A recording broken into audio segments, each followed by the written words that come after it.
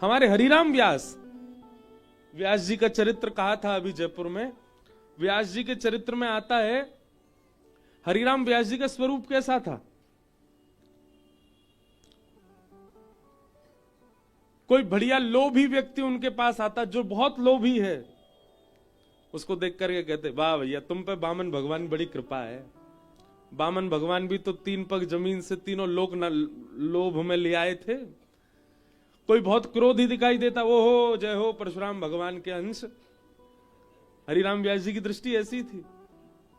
कोई बहुत सांवला सा काला सा दिखता, आ जा रे कन्हैया, उसको ऐसे ही बुलाते। किसी का सौंदर्य अद्भुत होता, अद्भुत गंभीरता होती, अरे जय हो मेरे राघव, वो व्यक्ति के नाम से उसको पुकारते ही नहीं थे, व्यक्ति के स्वभाव से उसको परखते ही नहीं थे। जिसको देखते थे उसमें या तो आचार्यों का अनुभव करते थे या फिर ठाकुर जी का अनुभव करते थे। ऐसी हरिराम व्यास जी की दृष्टि थी। ये सीखना चाहिए हरिराम व्यास जी से।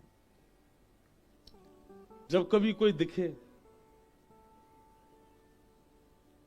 कई लोग होते हैं उनके हाइट इतनी ज्यादा नहीं होती, छोटे से ही होते हैं। जब आए तो आओ बामन, नेक्स्ट से ही हो भैया तुम तो। कोई बहुत छरेरा हो, नेक में इधर भाग जाता है उधर आ जाता है, पतरा दुबला सा डोल्ला हो, उसके प्रति ऐसी भावना रहो, जय हो मत्स्य, मछली कैसे आते मां भक्तो डोले।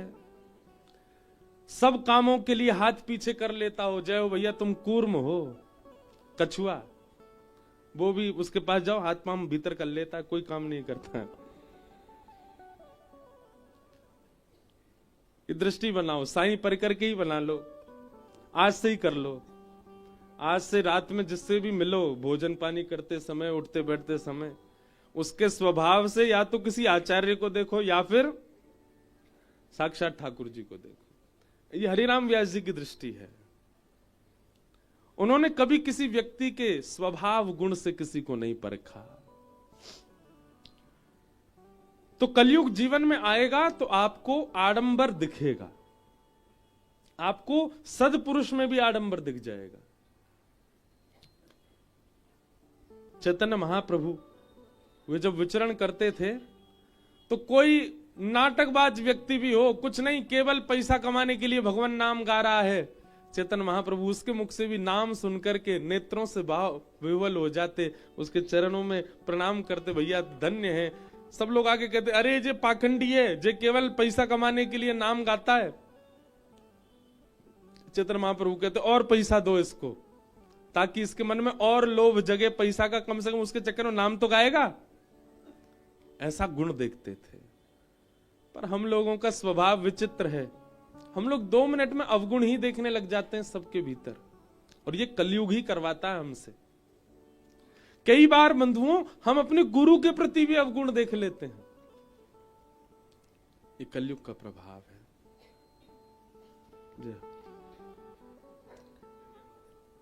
जय जय राधा वल्लभ श्री हरिवंश, जय जय राधा वल्लभ श्री हरिवंश, जय जय राधा वल्लभ श्री हरिवंश, जय जय राधा वल्लभ श्री हरिवंश, जय जय श्री वृंदावन श्रीवन चंद, जय जय श्री वृंदावन श्रीवन चंद, जय जय। ये देखो ब्रज के संत जासों छुप भी जाए वाकू सखी बना दे।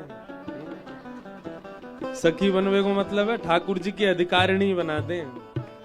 हमारे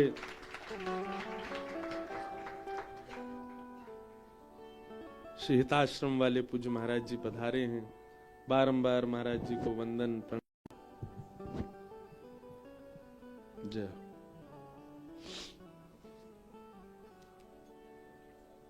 तो कलयुग के ये 5 स्थान, राजा परीक्षित स्वयं भटक गए, शमीक ऋषि के गले में मरा हुआ सर्प डाल दिया, और शमीक ऋषि के पुत्र श्रृंगी उनको जब ये बात पता चली कि मेरे पिता के गले में मरा हुआ सर्प डाला है, तुरंत उन्होंने श्राप दे दिया, इति लंघित मर्यादम तक्षकः सप्तमे हनि। मैं श्राप देता हूं कि तक्षक सर्प के डंसन से राजा परीक्षित की 7 दिन के अंदर मृत्यु हो जाएगी। श्राप दे दिया। शमीक ऋषि को जब ये बात पता चली कि मेरे पुत्र ने राजा को श्राप दे दिया, उन्होंने अपने शिष्य गौरमुख से कहा कि आप जाओ, जाकर के राजा परीक्षित को बता दीजिए उनके जीवन के केवल 7 दिन बचे हैं। राजा परीक्षित को जैसे ये बात पता चली कि मेरे जीवन के केवल 7 दिन बचे हैं, देखो एक बात बहुत ध्यान से सुनना, साधक वैष्णव का एक स्वरूप है कि वो विपरीत समाचार सुनकर के भी अप्रसन्न नहीं होता। इससे ज्यादा विपरीत क्या होगा कि किसी की मृत्यु की खबर ही सुना दो उसके मुंह पे जाकर के, तुम मरने वाले हो इतने दिन में। लेकिन फिर भी राजा परीक्षित इससे परेशान नहीं हुए। हम तो छोटी छोटी बातों पे परेशान है जाएं, पर वैष्णव का स्वभाव है कि वो निश्चिंत नहीं होता, वो चिंतित नहीं होता, वो निश्चिंत ही रहता हर परिस्थिति में। सूरदास जी का एक पद है, जैसे राखो तैसे रहूं, जानत हो दुख सुख सब जन के, मुख से कछु ना कहूं। आप सब जानते हो ना, मैं क्या बताऊं आपको। जैसे राखो तैसे रहूं। परीक्षित जी ने मन में विचार किया कि जिन्होंने मेरी मातृ गर्भ में ब्रह्मास्त्र से मेरी रक्षा की, उस समय भी कोई कारण था, और आज एक ब्राह्मण के द्वारा 7 दिन में मरने का श्राप लगा है, तो ठाकुर जी ने इसमें भी कोई कारण ही देखा होगा, मैं क्यों चिंता करूं। उन्होंने चिंता नहीं की। हम सिड्डी से कभी उतरते हैं, कई बार ऐसा होता है कि हम गिरने वाले थे लेकिन बच गए, पर कभी कभी होता है गिर जाते हैं, अरे ठाकुर जी ऐसे क्या गिर दिया आपने। ठाकुर जी कहें दारी के तो यूं याद ना, 2 बार बचायो भी तो हो, वास में तो तेने कही ना जय हो ठाकुर जी आपने बचा लिए, और ज्यादा ना लग जाए बाद ना रोने लगे। विचारणीय बात है कि नहीं। आप साइकिल चला रहे हो, कितनी बार ऐसा होता है कि आप गिरने वाले थे नहीं गिरे, लेकिन जिस दिन गिर जाते हैं उस दिन ठाकुर जी के आगे रो रहे हैं क्या गिर दिए। घर में परिवार का कोई सदस्य बीमार हो गया, बीमार होकर बेचारा ठीक हो गया, लेकिन किसी दिन बीमार हो गया और इतना बीमार हुआ कि ठीक ही नहीं हो रहा, तो ठाकुर जी शिकायत शुरू हो जाती है। ठाकुर जी कहते हैं ये कितनी बार बीमार हुआ, उतनी बार सही भी तो हुआ, तब तो तुमने क्षमा नहीं किया, तब तो तुमने एक बार भी नहीं कहा कि ठाकुर जी आपकी बड़ी कृपा, और जब अब सब सही नहीं हो रहा तो फिर शिकायतें लगा रहे हो। ये समझने वाली बात है, राजा परीक्षित से सीखो। राजा परीक्षित कह रहे हैं कि जब मेरे मातृ गर्भ में ब्रह्मास्त्र आकाश में था तो वो रक्षा करने आए थे, और आज 7 दिन में मरने का श्राप लगा है, तो इसमें भी कुछ ना कुछ होगा। हमारे पूज्य गुरुदेव भगवान रामानुज गुरु जी बहुत अच्छी बात कहते हैं, ध्यान से सुनना। विश्वासो फलदायक। राजा परीक्षित जब अपनी मातृ गर्भ में थे तो भगवान शस्त्र लेकर के गए और उनकी रक्षा की, और राजा परीक्षित जब जीवित अवस्था में 7 दिन में मरने का श्राप लगा तो भगवान शास्त्र रूप धारण करके आए और उनकी रक्षा की, भागवत जी के रूप में आए। अच्छा, दोनों में भी कारण। गुरुदेव भगवान कहते हैं, मैंने देखो गुरुदेव का दर्शन नहीं किया, पर गुरुदेव की लिखनी कई छोटे छोटे ग्रंथों वो पढ़े हैं मैंने। एक जगह गुरुदेव कह रहे हैं कि वहां अश्वत्थामा ने शस्त्र छोड़ा था मारने के लिए, तो भगवान शस्त्र से ही रक्षा करने आए। चक्रा नाम की गदा को घुमाया भगवान ने गर्भ में जाके, और आज एक ब्राह्मण ने वाक वज्रम विशशरजह, वाणी का वज्र छोड़ा है, तो ठाकुर जी भी वाणी रूपी धारण करके आए रक्षा करने के लिए। कथा का, कथा क्या है? वाणी रूप है। परीक्षित को 7 दिन में मरने का श्राप लग गया। परीक्षित जी महाराज चिंतित नहीं हुए, बल्कि विचार करने लगे, अच्छा है, दुनिया में किसी को नहीं पता कि उसका अंत कब होगा, पर मैं दावे से कह सकता हूं कि 7 दिन पहले मेरी मृत्यु नहीं होगी। मेरे पास 7 दिन शेष हैं। इसमें भी भगवान का एक संकेत मैं मान लूं कि ठाकुर जी ने मुझे पहले ही बता दिया कि इतने दिन आए तेरे पास, अपना कल्याण कर ले। मैं कितना भाग्यशाली हूं। व्यक्ति को क्या पता कि उसके प्राण कब निकले। राजा परीक्षित ने अपने पुत्र को जन्मेजय को राज्य गद्दी पर बिठाया, स्वयं वन में चले गए। अनेक संत ऋषि गण सब गंगा जी के तट पे आ गए। सबसे राजा परीक्षित ने एक ही प्रश्न किया, जल्दी मरने वाले की मुक्ति का उपाय बताओ। पर कोई भी प्रमाणित नहीं बता पाया क्या करना चाहिए। तभी तत्रा भवद भगवान व्यासपुत्रो यदच्छया गामटमानो नपेक्ष अलक्षलिंगो निजलाभतुष्टो वृतश्च वालैरवधूतभेष। बोलो सुखदेव जी महाराज की। श्री सुखदेव भगवान प्रकट हो गए और चलते हुए आ रहे हैं राजा परीक्षित के पास। सिंहासन पर आकर के विराजमान हो गए। राजा परीक्षित ने चरणों में प्रणाम किया और प्रश्न किया, भगवान अतः पृच्छामि संसिद्धिम योगिनाम परमम गुरुम पुरुषस्येह यत्कार्यम म्रियमाणस्य सर्वथा। जल्दी मरने वाले की मुक्ति का उपाय बताओ।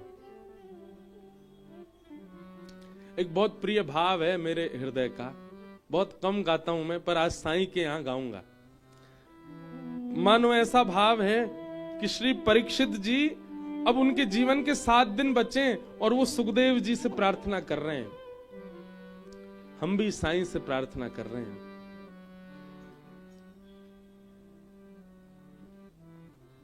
चाहे हार हो चाहे जीत हो, चाहे हार हो चाहे जीत हो, गुरु चरण में मेरे प्रीत हो। चाहे हार हो चाहे जीत हो, गुरु चरण में मेरे प्रीत। बंधुओं, यहाँ जितने भी लोग विराज रहे हैं, थोड़ी देर के लिए स्वयं को परीक्षित मानिए। हम सब थोड़ी देर के लिए नहीं, हम हैं ही परीक्षित। हम सबके पास भी 7 ही दिन हैं। इन्हीं 7 दिनों में जन्म है और इन्हीं 7 दिनों में मृत्यु। भले ही जीवन की अवधि बड़ी हो, पर है तो 7 ही दिन। हम सब भी अपने गुरु का स्मरण करें, जिनसे भी हमारी दीक्षा है, जिनसे भी हमारी शिक्षा है, उन्हीं को हम सुखदेव स्वरूप मान करके हम उनसे प्रार्थना कर रहे हैं। चाहे हार हो चाहे जीत हो, गुरु चरण में मेरी प्रीत हो।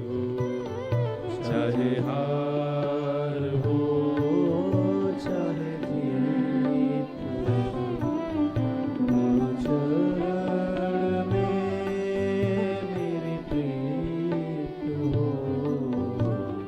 सागर भी तू साहिल भी तू, सागर भी तू साहिल भी तू, सागर भी तू, साहिल भी तू, सागर भी तू, साहिल भी तू।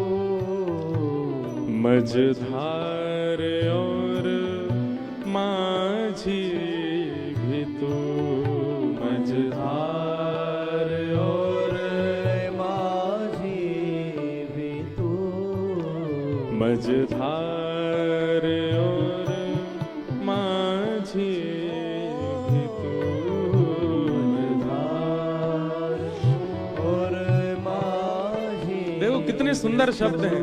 हे गुरुदेव, सागर भी आप ही हो, मतलब आपकी गहराई हम पहचान नहीं सकते। सागर भी आप ही हो, पर हमें इस संसार रूपी सागर से पार करने वाले मझधार भी आप ही हो।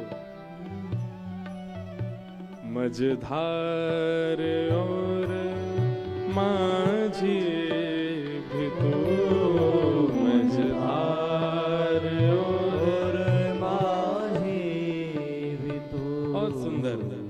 इस प्रकृति का तुम गीत हो, इस प्रकृति का तुम गीत हो। गुरु चरण में मेरे प्रीत हो, गुरु चरण में मेरी प्रीत हो। चाहे हार हो चाहे जीत हो, गुरु चरण में मेरी प्रीत हो। चाहे हार हो चाहे जीत हो, गुरु चरण में मेरी प्रीत हो। बोलो सद्गुरुदेव भगवान की जय। बहुत सुंदर भाव।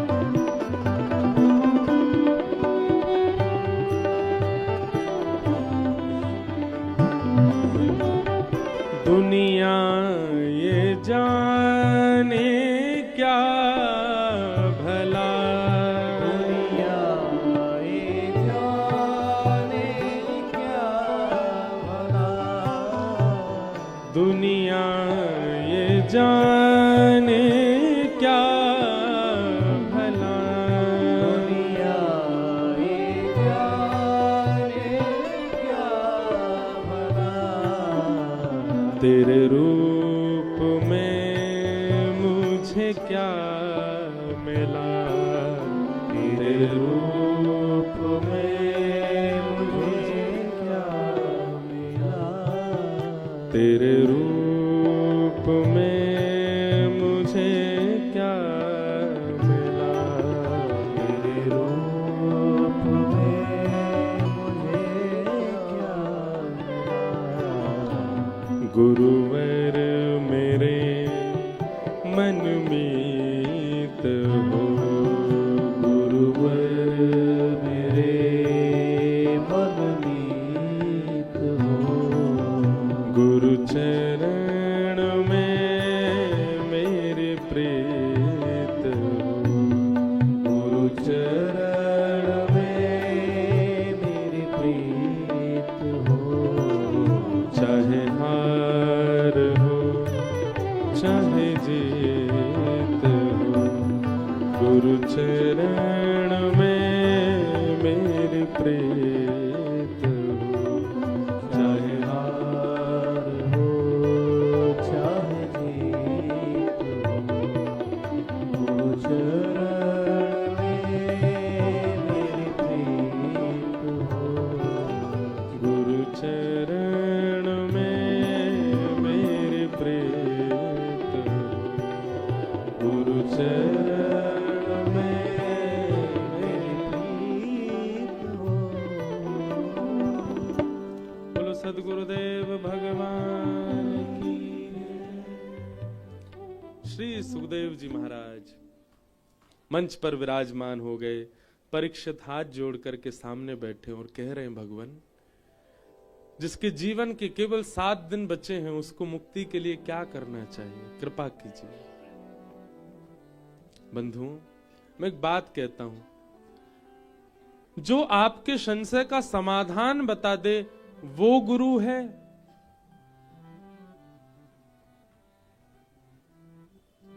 या फिर आपका संशय ही बदल दे वो गुरु है।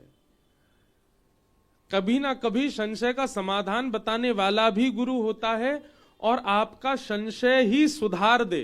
कई बार हमारा गलत संशय होता है, जैसे कि आगे के प्रसंग में आप समझेंगे कि परीक्षित पूछ रहे हैं 7 दिन में मरने वाली की मुक्ति का उपाय क्या है, और श्री सुखदेव जी महाराज थोड़ी देर परीक्षित की ओर देखते हैं और फिर कहना प्रारंभ करते हैं, परीक्षित का प्रश्न सुधारते हैं।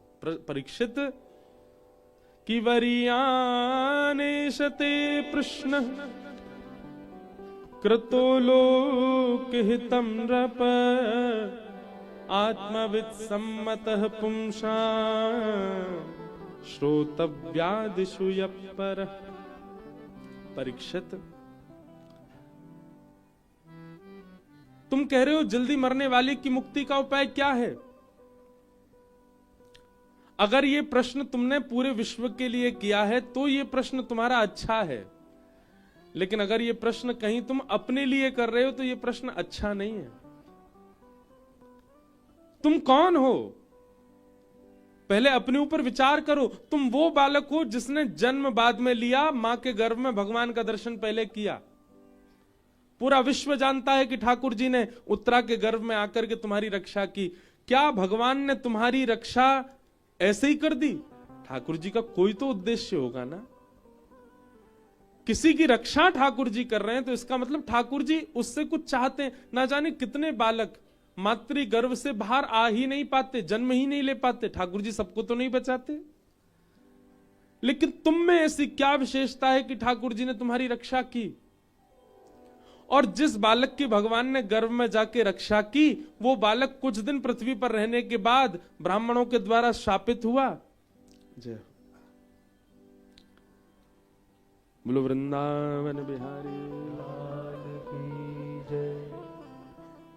श्यामा प्यारी कुंज बिहारी, जय जय श्री हरिदास दुलारी। श्यामा प्यारी कुंज बिहारी, जय जय श्री हरिदास दुलारी। श्यामा प्यारी कुंज बिहारी, जय जय श्री हरिदास दुलारी। श्यामा प्यारी कुंज बिहारी, जय जय श्री हरिदास दुलारी। श्यामा प्यारी कुंज बिहारी, जय जय श्री हरिदास दुलारी।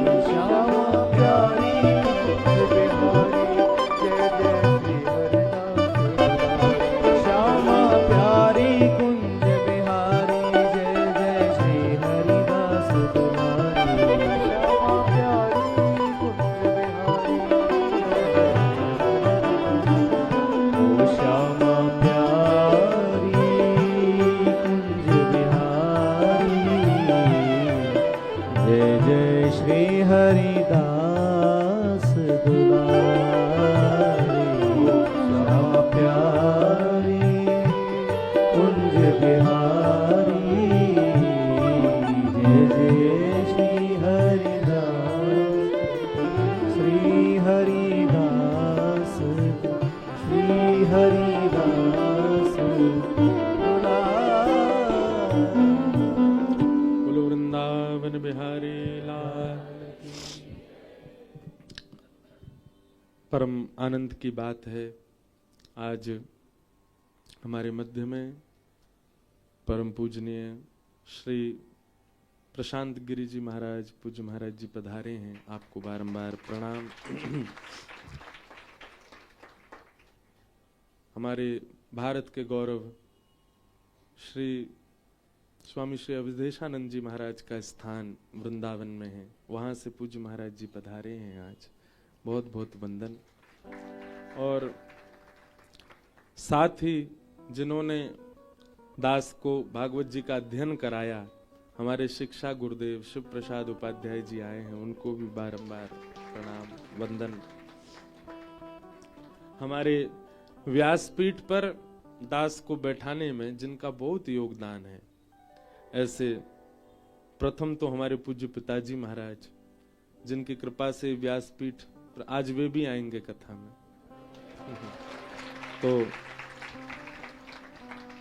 अब तो महाराज रात 12 बजे ही होगा कृष्ण जन्म।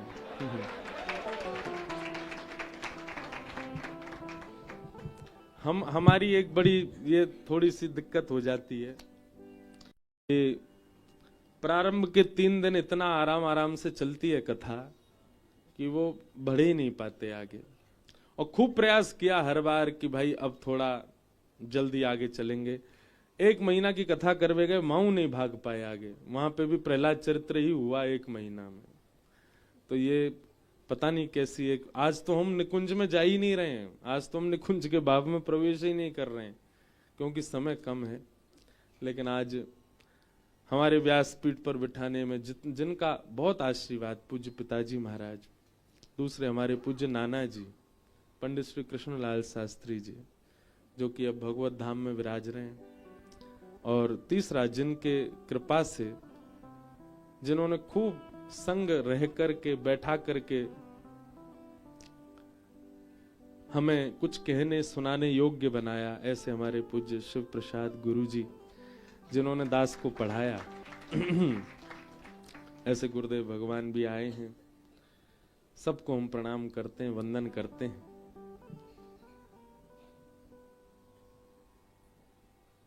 कथा क्रम में चलें, आओ। तो सुकाचार्य जी महाराज कह रहे हैं, वरी आने शते प्रश्न कृतो लोक हितम नृप। हम गुरु जी भी आश्चर्य कर रहे होंगे, ये चौथे दिन यहीं पढ़े हैं अभी।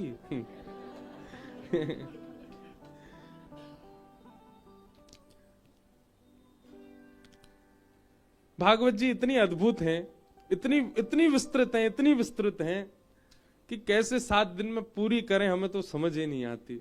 और फिर ऊपर से कभी अष्ट सखा आगे आ जाएं, बोले हम सेवा में ले, कभी मीराबाई आ जाएं, बोले हमारो एक पद गा दो, हमारी कोई भाव बताओ, तो फिर सबको प्रणाम करने में समय निकल जाता है।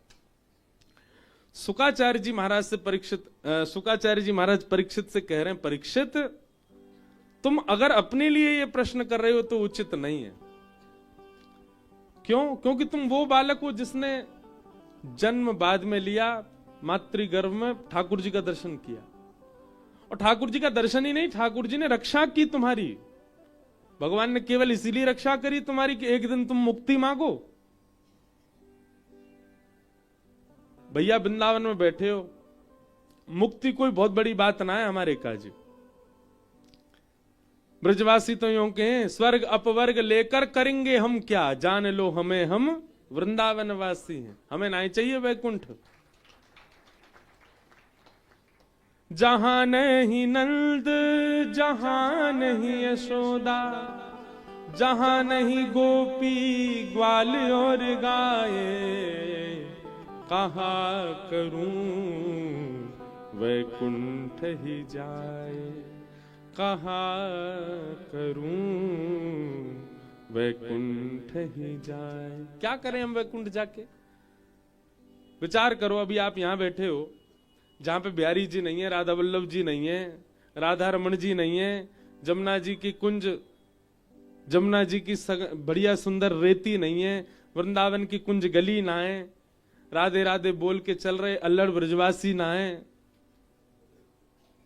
जहां ब्रज को सो ऐसी ब्रज की सी सुगंध ना है, बाप वैकुंठ में जाके हम कहा करेंगे? हमें ना चाहिए। जन्म जन्म दीजो याही ब्रज बसे, हमें तो ये ब्रज ही चाहिए। तो यहां तो मुक्ति की कामना करते नहीं। कदापि अगर बाहर कोई मुक्ति की कामना करे, और उसमें भी परीक्षित कर रहा है, राजन मुक्ति राक्षसों को भी मिलती है, मुक्ति दुष्टों को भी प्राप्त हो जाती है। और वही मुक्ति हम नाम जापकों को मिल जाए, हम कथा सुनने वालों को मिल जाए, हम सेवा करने वालों को मिल जाए, जो मुक्ति राक्षसों को मिली वही मुक्ति हमको मिल जाए, तो हम में उनमें अंतर क्या है? हम इतना भजन करके, ग्रह त्याग करके, दिन रात ठाकुर जी का स्मरण करके उस मुक्ति को प्राप्त कर रहे हैं, जिस मुक्ति को रावण आदि राक्षसों ने भगवान से विद्वेष करके प्राप्त कर लिया। मतलब मेहनत करके पूरे दिन निकालने वाले को भी वही रोटी सब्जी दाल मिल रही है जो आलसी को मिल रही है, तो फिर दोनों में अंतर क्या है? राजन, तुम मुक्ति की कामना मत करो। 7 दिन बचे तुम्हारे पास। अरे मुक्ति मिलनी होती तो अंतिम क्षण में प्राप्त हो सकती है। मुक्ति के लिए पूरा जीवन, एक बात बहुत ध्यान से सुनो, पूरा जीवन चाहे हमने जो कुछ भी किया हो, पर अंते नारायण स्मृति, यदि अंतिम श्वास में नारायण का स्मरण हो जाए, अंतिम श्वास में यदि श्री राधा मुख से निकल आवे, अंतिम श्वास में श्री राम मुख से निकल आवे, उसी से ही मुक्ति प्राप्त हो जाएगी। फिर जीवन में हमने क्या किया? सारे चैप्टर क्लोज कर देंगे ठाकुर जी। क्यों? अंत में इसने भगवान नाम ले लिया, अब जीवन पर दृष्टि नहीं डालनी है।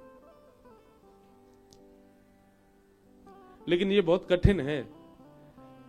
अंत में अंत राम कही आवत नहीं, अंत में भगवत स्मरण हो जाए सहजता से, यह बहुत मुश्किल है, नहीं हो सकता।